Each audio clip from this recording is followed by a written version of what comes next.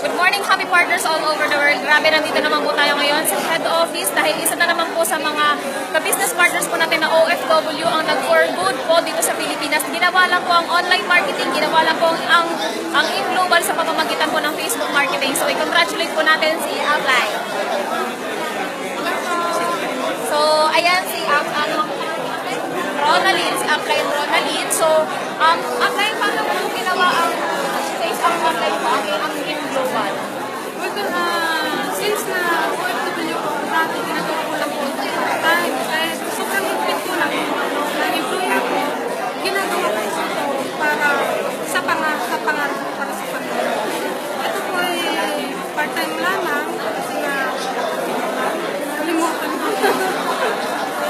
Basta hata-hata lang po kayo, mga partners ko, huwag po kayong huminto hanggang hindi niyo po natupad yung pangarap mo.